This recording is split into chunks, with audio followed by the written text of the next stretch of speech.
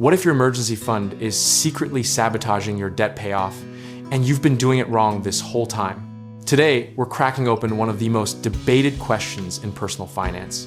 And the answer might actually surprise you. Here's the tension. Every dollar sitting in a savings account earning 2% is a dollar not destroying a credit card, charging 22%. That gap isn't a minor inconvenience, it's a wealth leak. And most people don't even feel it draining. The conventional wisdom says keep 3 to 6 months of expenses saved before touching your debt aggressively. But that advice was written for a different era. Think 1995, stable jobs, predictable raises, and pensions. We're living in a gig economy, layoff season, side hustle, or starve world now. And the rules deserve a serious update. So where did this 3 to 6 month rule even come from? It came from financial planners managing risk for middle-class households with one income, a mortgage, and no credit access.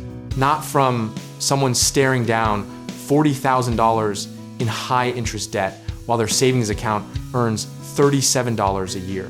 Think of your emergency fund like a fire extinguisher. You don't need a warehouse full of them. You just need one that actually works when the kitchen catches fire. The question isn't how much cash feels safe, it's how much cash is genuinely necessary given your specific risk profile.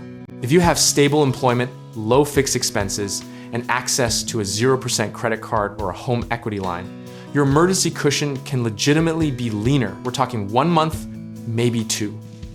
But if you're a freelancer, a single income household, or someone whose car is their office, you need more runway, full stop. Dave Ramsey says $1,000 before you attack debt, which sounds crazy until you realize his audience is often someone so buried in consumer debt that paralysis is the real enemy. Sousa Orman counters with 8 months of expenses, which sounds responsible until you realize that sitting on 8 months of cash while paying 24% APR is just expensive peace of mind. The irony here is almost poetic. The people who feel the most emotionally safe with a fat emergency fund are often the same people who stay in debt the longest. Comfort is the enemy of momentum, and momentum is everything when you're trying to escape the debt spiral. History backs up a middle path behaviorally and mathematically. The sweet spot for most aggressive debt payers is somewhere between 1 and 3 months of true bare bones expenses, not lifestyle expenses. That means rent, utilities, groceries, transportation, not subscriptions, not dining out, not the gym membership you keep meaning to cancel. The misconception we need to kill right now is that a smaller emergency fund means you're being reckless. It doesn't. It means you're being strategic.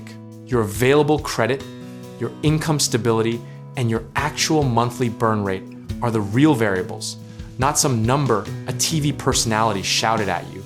Here's the practical play. Calculate your true bare minimum monthly cost to survive, multiply by 2, and park that in a high-yield savings account earning at least 4%. Everything above that threshold goes directly, aggressively, and unapologetically at your highest interest debt first. The psychological piece matters too. If a lean emergency fund keeps you up at night and causes you to make emotional financial decisions, that anxiety has a real cost. Build to a number that keeps you rational. Because a disciplined investor making slightly suboptimal moves will always beat an anxious one, making chaotic ones. At the end of this journey, the philosophy is simple. Size your safety net for your actual life, not your fear. And let discipline do the heavy lifting that motivation never can. Process beats conviction. Consistency beats intensity. And a boring, repeatable system beats a dramatic, all-in moment every single time. You don't need to get this perfect. You need to get it started. Stay in the game and adjust as your income, expenses, and risk tolerance evolve over time. The best financial plan is the one you actually execute, not the one collecting dust on a spreadsheet somewhere. Whether you're trying to get out of debt, build wealth through real estate, or finally get your financial foundation right, we can help you take the next step. Check out our links in the description below for real estate investing support, home contracting resources, and trusted lenders ready to work with you.